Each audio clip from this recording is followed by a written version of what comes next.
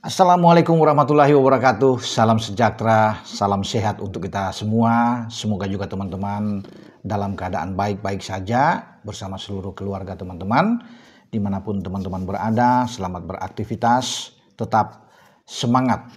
Setelah surat dari PSSI yang dikirim ke AFC itu diterima dengan baik dan ada gayung bersambut, respon bagus, AFC mengikuti apa yang diinginkan oleh Indonesia untuk menggeser jam pertandingan di tanggal 11 Oktober khusus menghadapi Irak di pertandingan kedua. Ini juga yang membuat kubu Irak atau PSSI-nya Irak juga bereaksi dengan cepat setelah mengetahui bahwa AFC mengabulkan Indonesia memindahkan jadwal yang sebenarnya sudah diatur jam 18.00 waktu setempat atau jam 10 waktu Indonesia bagian barat, duel antara Indonesia dan Irak itu kemudian dipindahkan bergeser ke jam 22.30 waktu setempat atau di sini jam 02.30 sudah masuk ke dini hari tanggal 12 Oktober. Ini yang membuat Irak itu merasa bahwa mereka sangat tidak dihargai oleh AFC, tidak ada komunikasi, langsung mengiyakan permintaan kita sehingga mereka perlu untuk merespon ini bahwa mereka akan melobi lagi, mendekati AFC. Tidak setuju mungkin dengan pemindahan jadwal tersebut karena Irak beranggapan ini akan mengganggu pemulihan mereka. Kalau harus bermain di jam 22.30 di mana mereka sudah harus beristirahat. Ya, kalau bisa dikatakan setelah jam tersebut ya, karena mereka akan mengantisipasi pertandingan lawan Arab Saudi ya pada tanggal 14 Oktober itu yang mereka minta ya bahwa AFC harus melihat juga menghargai apa yang mereka inginkan sehingga harus ada sama-sama tidak dirugikan lah ya. Ketika mendengar bahwa Indonesia itu dikabulkan untuk bisa bermain dengan jam 22.30. Nah, bagi kubu Irak, lewat presiden PSSI-nya di sana, Adnan Dirjal, itu sudah mengatakan mereka ingin bahwa mengambil jalan tengah untuk pertandingan lawan Indonesia, teman-teman. Ya. Itu jangan di jam 22.30. Ya. Kalau boleh di jam 20.00. Berarti kalau jam 20.00 itu ya di waktu setempat, jadi di kita itu jam 00 ya, jam 12 sudah tengah malam mau masuk ke dini hari. Ini yang dianggap bagi mereka fair lah kalau jam ini. Jadi kan hanya dari jam 18 itu oke, mereka digeserkan tapi 2 jam setelah itu. Jangan di ke 4 jam setelah itu. Ya Indonesia di jam 22.30 mereka tarik ke jam 20. Jadi di tengah-tengah.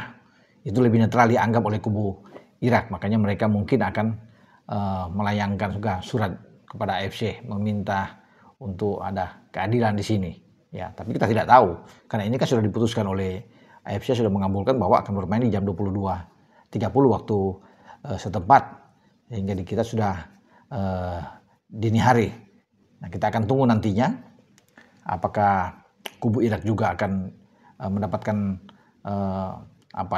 keringanan juga sudah ada 22 kemudian dipindah lagi ya untuk ke jam 20.00 karena Irak menganggap pertandingan melawan Indonesia ini penting ya walaupun sebenarnya kita juga perlu untuk istirahat ya untuk pemulihan makanya kita menggeser memindahkan itu jam 22.30 ya karena sebelum itu kan kita menghadapi tuan rumah Arab Saudi pada tanggal 8 sementara Irak kan belum bermain masih istirahat mereka masih bahkan ingin menonton pertandingan Indonesia melawan Arab Saudi.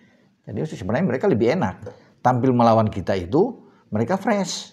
Mereka belum bermain apa-apa. Kita sudah bermain melawan Irak.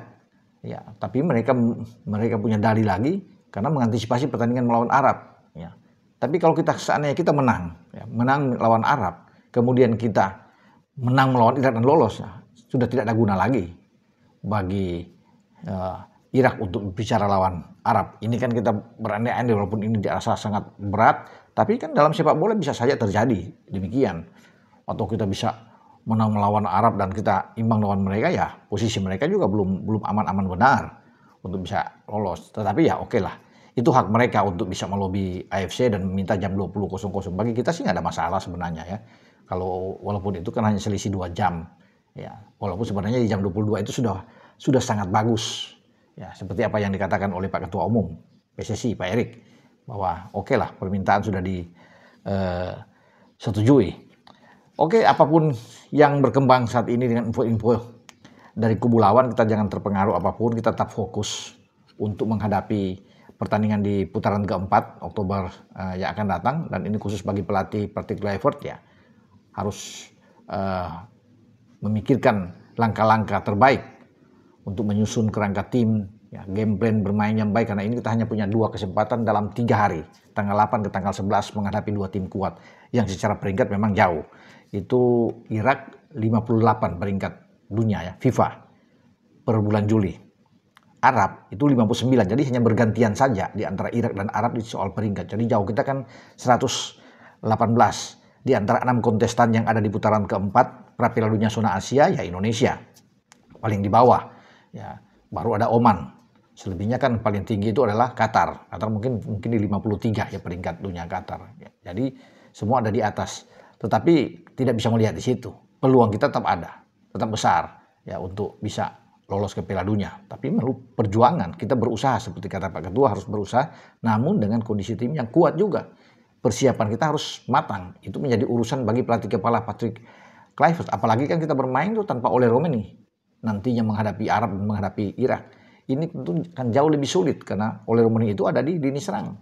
Ya kecuali kita bisa mendapatkan pemain-pemain pengganti yang bagus setara dengan Ole, ya kita berharap yang terbaik untuk tim kita. Tapi kan lebih bagus kalau kita dengan Ole. Ya itu kan jauh lebih bagus karena Ole sudah membuktikan dengan 3 gol dari 4 pertandingan yang dilalui bersama dengan timnas, dan itu sudah membuktikan. Makanya dia masuk salah satu di antara 12 pemain terfavorit yang dirilis oleh AFC untuk dipilih, di vote oleh semua penggemar sepak bola untuk memilih siapa pemain paling favorit, dan Ole dinilai AFC lah pemain yang signifikan, perkembangan dia luar biasa ya untuk bisa memberikan kemenangan buat Indonesia. Gol-gol dia terhadap Bahrain dan juga lawan Cina yang membuat kita mendapatkan 3 poin dan sekarang berada di putaran keempat.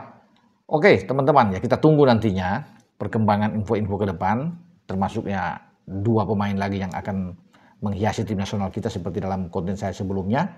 Itu sedang sekarang berkejar dengan waktu, dan sudah saya bilang kan kemarin bahwa di bulan Agustus ini akan semua bergerak dengan cepat, termasuk Mauro Sista itu akan tersedia, dan kita doakan bersama bahwa 2 pemain yang datang ini pemain yang oke, sesuai dengan kebutuhan tim di lini serang kita, dan di Agustus berproses dengan cepat. Ya siapa tahu di akhir Agustus sudah diambil sumpah ya untuk mereka berjadi 3 pemain sudah termasuk dengan Mauro Sisra. Jadi Pak Ketua bilang sedang menunggu surat-suratnya kan. Di konten saya sudah teman-teman dengar, surat-suratnya harus dilengkapi.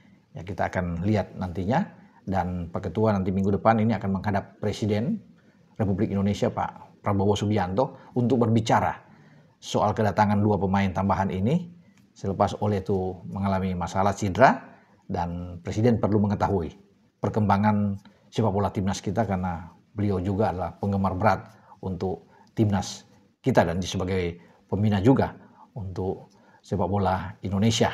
Jadi kita mendoakan saja yang terbaik ya untuk perkembangan sepak bola kita, dan tentunya kita bisa mendapatkan hasil yang positif di putaran keempat nantinya. Dengan saya Bung Ropan, ciao.